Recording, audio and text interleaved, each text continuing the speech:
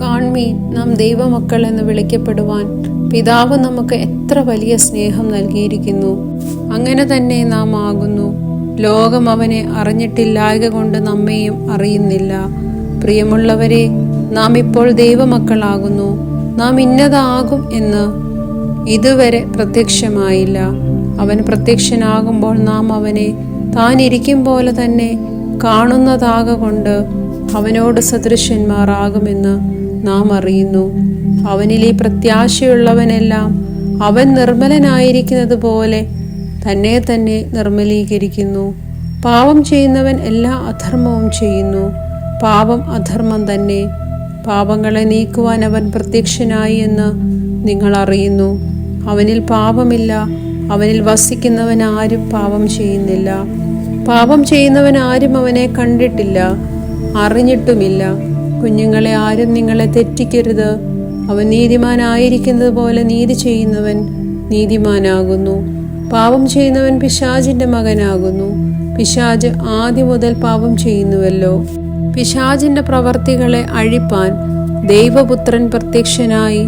ദൈവത്തിൽ നിന്നും ജനിച്ചവനാരും പാപം ചെയ്യുന്നില്ല. അവന്റെ വിത്ത് അവനിൽ വസിക്കുന്നു.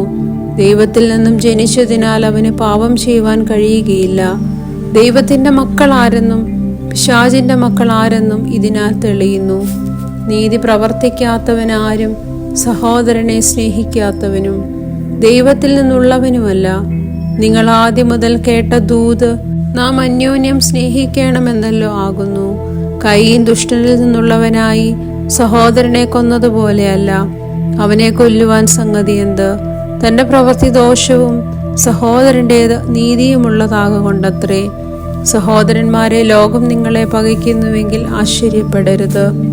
നാം മരണം വിട്ട് ജീവനിൽ കടന്നിരിക്കുന്നുവെന്ന് സഹോദരന്മാരെ സ്നേഹിക്കുന്നതിനാൽ നമുക്ക് അറിയാം. സ്നേഹിക്കാത്തവൻ മരണത്തിൽ വസിക്കുന്നു. സഹോദരനെ പകയ്ക്കുന്നവനെല്ലാം കൊലപാതകനാകുന്നു. യാതൊരു കൊലപാതകനും നിത്യജീവൻ ഉള്ളിൽ വസിച്ചിരിപ്പില്ല എന്ന് നിങ്ങൾ അറിയുന്നു. അവൻ നമുക്ക് വേണ്ടി തന്റെ പ്രാണനെ വെച്ചു കൊടുത്തതിനാൽ നാം സ്നേഹം എന്ത് എന്ന് അറിഞ്ഞിരിക്കുന്നു.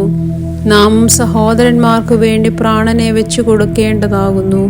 എന്നാൽ ഈ ലോകത്തിലെ വസ്തുവക ഉള്ളവൻ ആരെങ്കിലും തന്റെ സഹോദരന് മുട്ടുള്ളത് കണ്ടിട്ട് അവനോട് മനസ്സലിവ് കാണിക്കാഞ്ഞാൽ ദൈവത്തിന്റെ സ്നേഹം അവനിൽ എങ്ങനെ വസിക്കും?